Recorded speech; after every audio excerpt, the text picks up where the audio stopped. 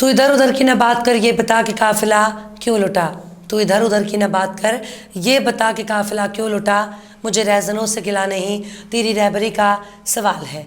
सलाम, नमस्ते, सत श्री अकाल। मैं हूँ आपके साथ अश्विता मिश्रा और आप देख रहे हैं टाइम्स मेल।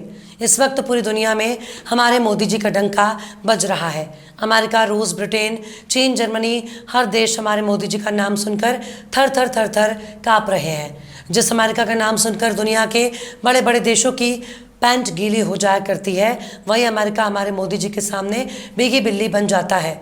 और तो और जब हमारे मोदी जी अमेरिका पहुंचते हैं, तब दुनिया का सुपर पावर अमेरिका हमारे मोदी जी से ऑटोग्राफ लेने के लिए पीछे पीछे दौड़ता रहता है।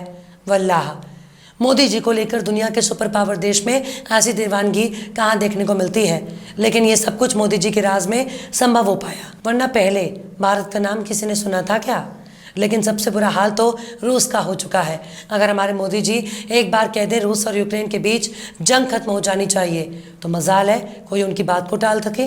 लेकिन परम प्रतापी विश्व गुरु के होने के बाद भी हमारे देश के नागरिक भारत को छोड़कर परदेसी बनते जा रहे हैं। भारतीय नागरिक उन्हीं देशों में जाकर नया आशियाना बना रहे हैं, जिन देशों ने हमारे मोदी जी से ऑटोग्राफ लेने के लिए बेकरार रहते हैं। जिस तरह से भारत वाले देश की नागरिकता छोड़कर भाग रहे हैं, वैसा बीते 70 सालों में कभी भी देखने को नहीं मिला।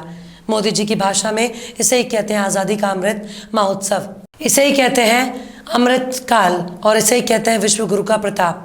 पता नहीं भारत छोड़ने वालों के दिमाग में क्या खुराफात चल रही है। शायद किसी ने इनको समझा दिया होगा, तुम उस देश के नागरिक हो जहाँ बहन बेटियों और औरतों को बंदूक के दम पर कपड़े उतरवा लिए। शायद इनको किसी ने समझा दिया कि तुम उस देश के नागरिक हो जहाँ पुलिस वाले ही बहन बेटियों को भीड़ के हवाले कर देते हैं। शायद उनको किसी ने समझा दिया है कि तुम उस देश के नागरिक हो जहाँ बात बात में हिंसा हो जाया करती है। शायद हमारे देश के नागरिकों को किसी ने समझा दिया कि तुम उस देश के नागरिक हो जहाँ कुछ भी जल जाए, लुट जाए, पिट जाए, बीच सड़क पर इज्जत नीलाम हो जाए, लेकिन तुम्हारा प्रधानमंत्री चादर तान के सोता है। शर्म करो, शर्म करो। हिंदू राष्ट्र के पुरोधाओं तुम्हारे होने के बावजूद भी भारत के लोग भारत की नागरिकता छोड़ रहे हैं। जहाँ बुलडोज़र बाबा बुलडोज़र मामा है, जहाँ बुलडोज़र वाले फूफा हैं, फिर भी तुम देश छोड़कर विदेशी बनने के लिए बेताब हो। आरएसएस, बीजेपी, वीएचपी, हिंदू सेना, करनी सेना, श्री राम सेना, इन सब के होने के बावजूद तुम परदेसी बनना चाहते हो, वो भी ऐसे दौर में बागेश्वर वाले बाबा भारत को हिंदू राष्ट्र बनाने के लिए एड़ी चोटी का जोर लगा रहे हैं। बीजेपी के बड़े बड़े संत, महंत और नेता भारत को हिंदू राष्ट्र बनाने के लिए दिन रात कोशिश कर रहे हैं, लेकिन हिंदू राष्ट्र बनने से पहले भारत वाले ही भारत छोड़कर भाग रहे हैं। अब सोचिए कि हम ऐसे देश में जी रहे हैं जब बकरे की बोटी पर जंग छिड़ जाती है और सावन आते ही खबरदार जो टोपी वाले की दुकान खुल गई, बजरंग दल वाले मार मार कर तुमको दोयम दर्जे के नागरिक बना देंगे। हम एक ऐसे देश में जी रहे हैं जब ट्रेन और सड़क की बात भूल जाइए। अगर आपने अपने घर में नमाज पढ़ ली तो खैर नहीं।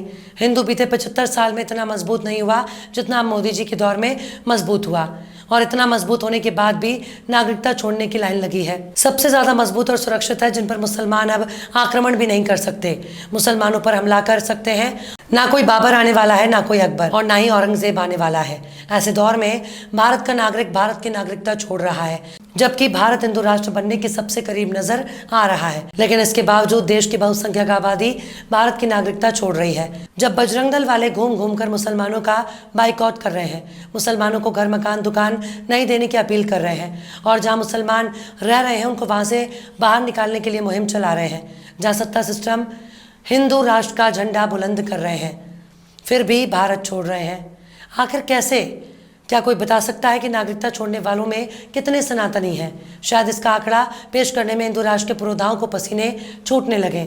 भारत के लोग अब लाइन लगाकर भारत की नागरिकता छोड़ रहे हैं, और ये बात खुद मोदी सरकार डंके की चोट पर कह रही है। विदेश मंत्री एस जयशंकर ने लोकसभा में भारत से विदेश जाने वाले भारतीयों को लेकर पूरी जानकारी दी। उन्होंने बाकायदा लोकसभा में लिखकर बताया कि 87,000 से ज़्यादा भारतीयों ने भारत की नागरिकता छोड़ दी है। एक सवाल का लिखित जवाब देते हुए विदेश मंत्री ने बताया कि ये संख्या जून 2023 तक दर्ज की गई, मतलब ये दिनों दिन बढ़ती ही जा रही है।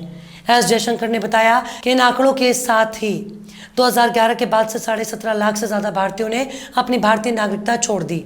छोड़ने वाले लोग अब उस देश के नागरिक बन गए हैं जहां वे जाकर बसे हैं। विदेश मंत्री ने लोकसभा में कहा कि 2022 में 2,25,620 भारतीयों ने अपनी नागरिकता छोड़ दी, जबकि 2021 में उनकी संख्या 1,63,370 और 2020 में 85,256 थी। वहीं 2019 में 1,44,017, 2018 में 1,34,561, 2017 में 1,33,049, 2016 में 1,41,603 भारतीयों ने अपनी नागरिकता छोड़ी। इसके अलावा 2015 में 1,31,489 और 2014 में 1,29,328 भारतीयों ने नागरिकता छोड़ दी। भारत सरकार विदेश भागने वालों में सबसे पसंद अमेरिका है, जबकि दूसरी पसंद ऑस्ट्रेलिया है। इसके अलावा तीसरे नंबर पर कनाडा है, चौथे और पांचवें नंबर पर यूके और इटली है। सबसे ज़्यादा गौर करने वाली बात यह है कि 2011 के बाद से 17.5 लाख लोगों ने भारत की नागरिकता छोड़ दी। मतलब नागरिकता छोड़ने की होड़ तब शुरू हुई जब हमारे मोदी जी देश के प्रधानमंत्री बन गए। धीरे धीरे लाखों की संख्या में लोगों ने भारत की नागरिकता को टाटा बाय बाय कर दिया। भारत की नागरिकता छोड़ने के पीछे भारत का पासपोर्ट दूसरे बड़े देशों के मुकाबले में काफ़ी कमज़ोर भी है। सबसे मजबूत पासपोर्ट उस देश का माना जाता है जिस देश के नागरिक बिना वीज़ा दूसरे देशों में जा सकते हैं। इस मामले में सबसे मजबूत पासपोर्ट ना तो अमेरिका का है, यूके और ना ऑस्ट्रेलिया का, बल्कि इस मामले में सिंगापुर में कई देशों को पछाड़ दिया। इंडिया टुडे ग्रुप के आज तक में अपनी खबर में बताया कि सिंगापुर का पासपोर्ट दुनिया में सबसे ताकतवर पासपोर्ट के तौर पर जाना जाता है। सिंगापुर का पासपोर्ट धारक 192 देशों में बिना वीज़ा ट्रैवल कर सकता है। वहीं जर्मनी, इटली और स्पेन दूसरे पायदान पर, Australia, Finland, France, Japan, south Korea तीसरे नंबर पर है। वहीं भारत नंबर टॉप 10 देशों की लिस्ट में भी नहीं आता। चलिए, मोदी जी के राज में कम से कम 15 या 20 देशों में आता होगा, लेकिन नहीं साहब, 10, 20, 30 देश को छोड़ दीजिए, 5वें नंबर पर भी नहीं आता, बल्कि भारत के पासपोर्ट को 103 देशों की लिस्ट में 80वां नंबर रखा गया है। मोदी जी के राज में भारत का डंका बज रहा है या फिर लंका लग रही है, ये बात आप खुद ही सोच सकते हैं। रूस यूक्रेन का जंग रुकवा देने वाले मोदी जी अपने देश के नागरिकों को परदेसी बनने से नहीं रोक पा रहे। पूरी दुनिया में मोदी जी ने आखिर भारत का कौन सा मान बढ़ाया है? पता नहीं आगे चलकर हमारे देश का क्या होगा अगर सरकार ने अपना मिजाज नहीं बदला और गेरुआ टोले के लफंगों पर रोक नहीं लगाई। मणिपुर के नाम पर आंसू बहाने से कुछ नहीं होगा।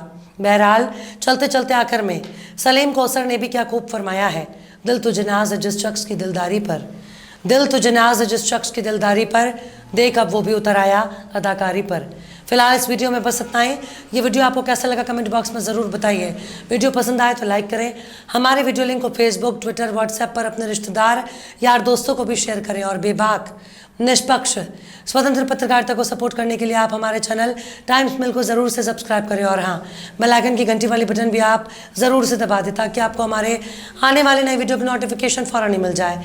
फिर मिलते हैं किसी और वीडियो में एक नई खबर के साथ। हर्षिता मिश्रा को दीजिए इजाज़त। जय हिंद।